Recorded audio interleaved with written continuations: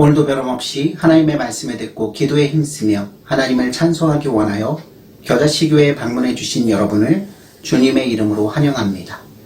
오늘 우리가 함께 나눌 말씀의 제목은 사람, 율법을 다 지킬 수 없는 존재입니다. 이제 우리 다 함께 로마서 3장 19절로 22절 말씀을 찾아보겠습니다. 로마서 3장 19절로 22절 말씀은 신약성경 243페이지 즈음에 나와 있습니다. 다 찾으신 줄로 믿고 제가 하나님의 말씀을 봉독합니다.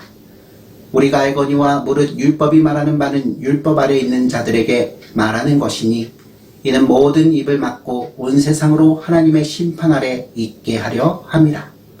그러므로 율법의 행위로 그의 앞에 의롭다 하심을 얻을 육체가 없나니 율법으로는 죄를 깨달음이니라. 이제는 율법 외에 하나님의 한 의가 나타났으니 율법과 선지자들에게 증거를 받은 것이라.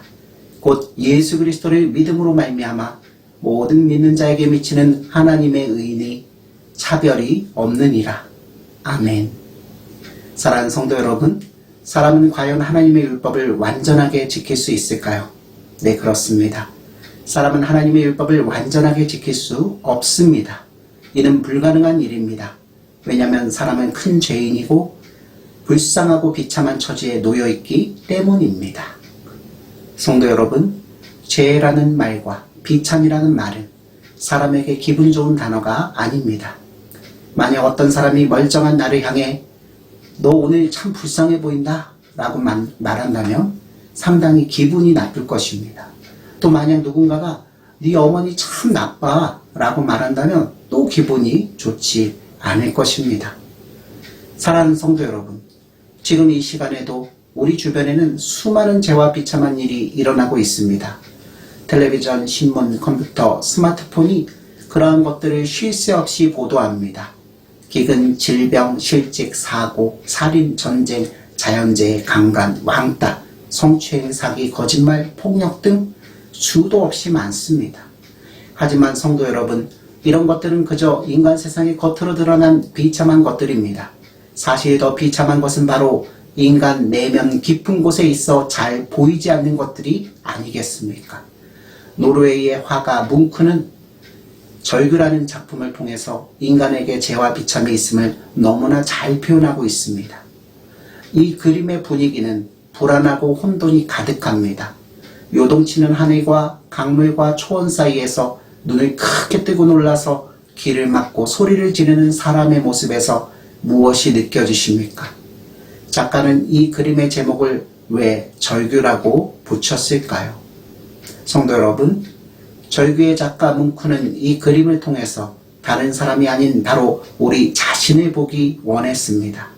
만약 우리가 보이지 않는 자신의 내면 세계를 바라본다면 저와 여러분들이 얼마나 비참한 상태에 놓여 있는지 분명하게 알 수 있을 것입니다. 사랑하는 성도 여러분, 사람은 하나님의 율법이나 하나님께서 인간에게 주신 양심의 법에 완전히 순종하지 못하기 때문에 나면서부터 죽을 때까지 죄인으로서 비참한 삶을 살고 있습니다. 또 우리 속에는 본성적으로 하나님과 이웃을 미워하는 성향이 있습니다.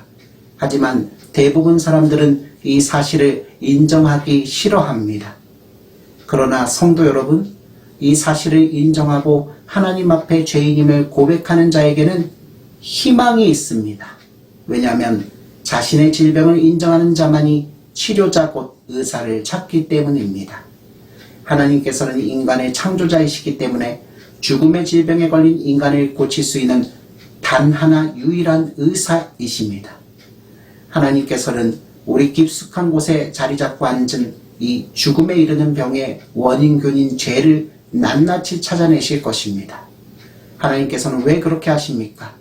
네, 그렇습니다. 이는 죄의 병이 들어 죽을 수밖에 없게 된 저와 여러분들을 너무나 사랑하여 주셔서 그 병을 고쳐주시기 위해서입니다.